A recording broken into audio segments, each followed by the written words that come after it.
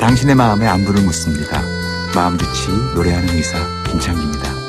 이번 주 마음주치는 신경인류학자 서울대 인류학과 박한선 교수님과 함께하고 있습니다. 교수님 어서 오세요. 네, 안녕하세요. 박한선입니다. 예, 이번 주 박 교수님과 함께 혐오에 대한 이야기를 나누고 있는데요. 최근에 코로나 때문에 더 늘어난 혐오의 문제점들 빼놓을 수가 없죠.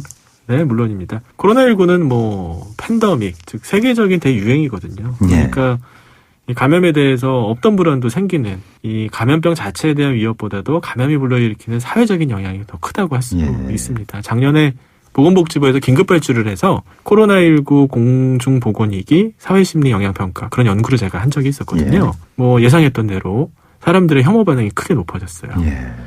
지역, 대사, 성별, 나이를 가리지 않고 모든 사람들이 다 예전에 비해서 자신의 건강에 대해서 더 걱정하고 잘 모르는 대상에 대해서 더 역겨워하고 혐오하는 그런 반응들이 높아졌습니다. 그런 것들이 이렇게 유색인종이라든지 외국인들에게 더 쏠리는 경향들도 있어서 좀 안타까웠어요. 물론입니다. 미국 같은 경우에는 다인종 국가거든요. 그래서 아시안 헤이트, 아시아인 혐오가 크게 높아지고 있어요. 근데 이게 단지 그냥 꺼리는 정도가 아니라 가서 실제로 폭행을 한다든지 따돌린다든지 하는 일들이 너무 많이 나서 무서워요. 맞습니다. 뉴욕은요, 코로나 이전에 비해서 코로나 이후에 인종 관련된 이제 범죄가 약 8배 정도 증가했습니다. 어이구. 특히 아시아인들은 많이 향하고 있고 한국인도 아시아인이기 때문에 저희는 코로나 전염 그 전파와 아무 상관이 없는데도 불구하고 알고 이제 이런 식의 혐오의 대상이 돼서 손해를 보고 또 이제 피해도 보고 소위 왕따를 당하는 경우도 많이 있다고 합니다. 정말 답답하고 이 불행한 상황을 누군가에게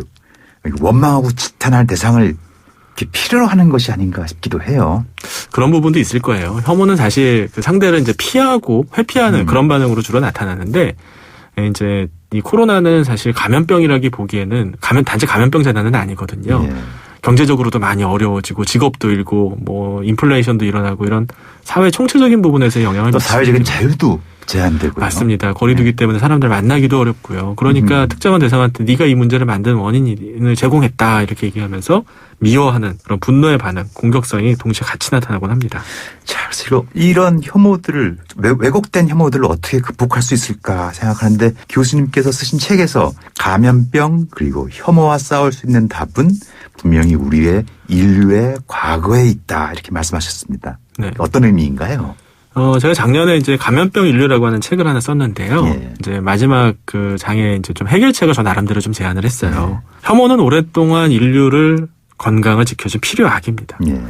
그런데 아주 원시적이고 또 죄 없는 희생자를 많이 낳는 효과적인 전략은 아니에요. 백신과 치료제가 없다면 사실 혐오가 유일한 방법일지도 모르겠어요. 근데 아닙니다. 200년 전부터 의사들은 백신도 만들고 치료제도 만들었습니다. 그리고 누가 감염을 일으킬 수 있는지 정확하게 진단할 수 있는 방법도 개발했어요.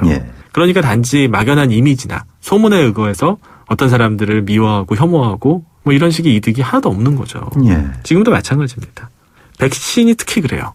실험을 해봤는데 백신을 맞은 사람은 혐오 반응이 줄어드는 경향이 있었어요. 백신을 맞으면 자신의 건강이 조금 더 안전해졌다고 안심이 되는 거예요. 안심이 되면 사람들한테 좀 더 관대해지는 경향이 있었습니다. 그렇죠. 편도가 덜 예민해지는 거죠. 그렇습니다. 그래서 정부에서도 마스크가 충분하다, 치료제가 충분하다, 백신이 충분하다, 그리고 의료 시스템 튼튼합니다라고 얘기를 하는 게 사람들이 이렇게 안심하는 상황이 돼야 서로 협력하고 연대할 수 있거든요. 백신도 없고 치료제도 없고 질병에 걸리면 죽을지도 몰라 이런 상황이라면 혐오 반응을 막기가 굉장히 어렵습니다. 문제는요. 이 신석기 혁명, 즉 우리들이 모여 살기 시작하면서부터 이런 문제가 많이 심해지기 시작했거든요. 인류 사회에서 가장 먼저 생긴 전문직이 뭘까요? 바로 의사입니다. 우리들은 의사, 그리고 의학이라고 하는 걸 먼저 발명을 했어요. 그래서 이런 걸 효과적으로, 과학적으로 접근하기 위해서 무던히 애를 썼고 200년 전부터는 아주 효과적인 방법들을 찾았습니다. 혐오보다 과학적인 방역, 그리고 효과적인 백신 접종이 이 혐오의 세상에서 우리를 구원해 줄 수 있는 유일한 무기다라고 생각합니다. 그래서 원시적인 반응보다는 감정적인 반응보다는 현대의 과학적인 판단을 더 앞세워야 된다는 얘기겠죠. 그럼요. 물론입니다. 박한선 교수님과 함께한 마음주치 아주 유익한 시간이었습니다. 감사합니다. 네, 고맙습니다. 마음주치는 오스카와 대한정신건강재단과 함께합니다. 저는 내일 다시 당신의 마음의 안부를 물으러 돌아오겠습니다.